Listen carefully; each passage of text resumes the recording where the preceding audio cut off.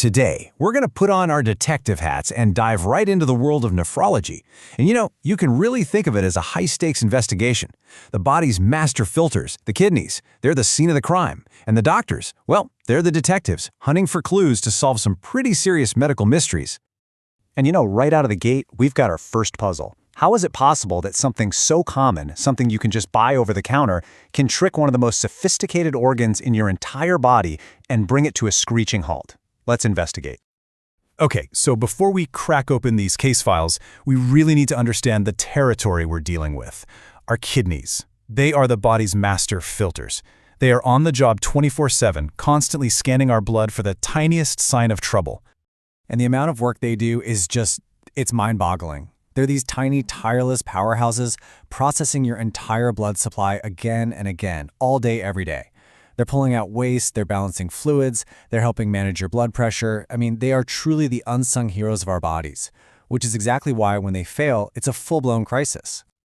All right, let's open up our first case file. Now, on the surface, this one seems pretty straightforward. It's just a patient taking a couple of very common medications.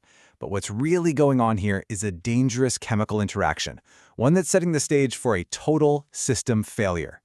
So here's our patient. He's a 60-year-old man, and he's managing a couple of really common conditions, hypertension and diabetes. His doctor has him on lisinopril, which is a super common blood pressure med called an ACE inhibitor. But he's also got this nagging knee pain, so he does what a lot of us would do, right? He grabs some ibuprofen. This combination, well, it turns out to be a perfect storm. And here it is. This is our first major clue. His lab results come back, and the alarms start going off.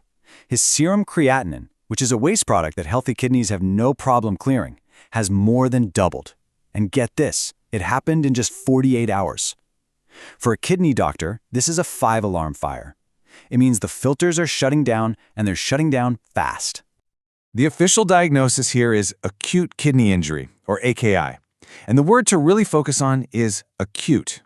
This isn't some slow, chronic decline that happens over years. No, this is a sudden, dramatic event. The kidneys were doing their job one day, and just a couple of days later, they are in serious, serious trouble. So what exactly happened here? This is where the detective work gets really cool. Okay, so think of the kidney's filter. It's called the glomerulus. It's like a sprinkler system that needs good water pressure to work. His blood pressure pill, the lisinopril, it works by opening up the outflow pipe, which lowers the pressure inside. That's usually okay. But then the ibuprofen comes along and it squeezes the inflow pipe shut. So now you've got less blood coming in and more flowing out. The pressure inside the filter just completely tanks. And with no pressure, filtration stops, dead in its tracks. So the big takeaway here is this. 2 incredibly common drugs, one prescription and one you can buy anywhere, teamed up to create a disaster. This case just goes to show you that even seemingly harmless pills have really powerful effects. And the lesson is so important. You have to tell your doctor every single thing you're taking. Okay, let's move on to our next case. We've just seen what happens when the wrong things go into the body. Now we're going to see what happens when too much of a good thing, water, comes out. The culprit this time is a simple stomach bug, and it leaves a very specific fingerprint for our detectives to find. So our patient is a 45-year-old woman, and she has had a really rough 3 days with a bad case of gastroenteritis. She's dizzy, her blood pressure is low, and she's barely making any urine. These are all the classic textbook signs that her body is seriously dehydrated. And now we get the lab report. Okay, so we see 2 waste products, BUN and creatinine, are both high, but that's not the real clue. No, the smoking gun for our kidney detectives is the ratio between them. When that BUN to creatinine ratio is greater than 20:1, it points to a very, very specific problem. And that problem has a name, prerenal azotemia. Now, this is a really important distinction. The kidneys themselves, they aren't damaged. They're actually fine. The issue is prerenal, which literally means before the kidney. You can think of it like a supply chain problem. The dehydration has dropped her blood volume so much that there just isn't enough blood even getting to the kidneys for them to filter in the first place. The lesson here is pretty profound, but it's also incredibly simple. Severe dehydration literally starves your kidneys of the blood they need to do their job. But here's the good news. Because the kidneys themselves aren't broken, the solution is often beautifully simple. You just restore the fluid volume, usually with some IV fluids, and they spring right back to life. All right, for our final case file, we are diving into a true medical paradox. This is one of those situations where the very treatment designed to save a patient's life from kidney failure ends up causing a brand new and pretty dangerous problem all on its own. So meet our patient. He's a 58-year-old man with end-stage renal disease, which means he needs hemodialysis to survive. But something really strange starts to happen. During his treatment, he gets a bad headache and starts to get confused. This is the complete opposite of what should be happening. So this brings up a really fascinating question, right? How can dialysis, a procedure that is literally cleaning his blood and keeping him alive, suddenly start causing symptoms in his brain? The explanation is this really cool concept that I like to call the osmotic heist. So first, the dialysis machine does its job, and it does it really well, yanking waste products like urea out of the blood super fast. But the brain is a little slower on the uptake.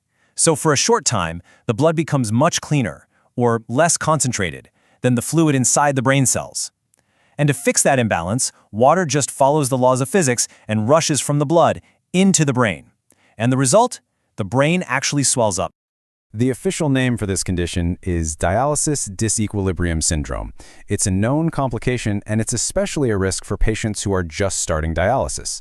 It's a direct result of fixing a chemical imbalance in the body way too quickly for the brain to adapt.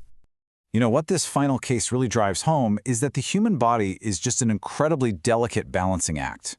Even treatments that save lives have to be managed so carefully to make sure the cure doesn't end up causing a whole new set of problems. It's a powerful reminder of just how complex this stuff is. So after digging into these three very different cases, what's the final verdict?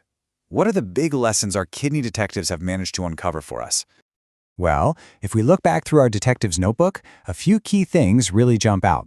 First, it's clear that kidneys are incredibly sensitive to even small changes in blood flow and pressure. Second, you can never underestimate the power of common medications and how they might interact. Third, dehydration is not just about being thirsty. It is a direct threat to your kidneys. And finally, lab results aren't just a bunch of numbers. They're clues, and they tell a story, but only if you know how to read it. And that really brings us to our final thought for today. Every single day, your kidneys are silently writing the story of your health.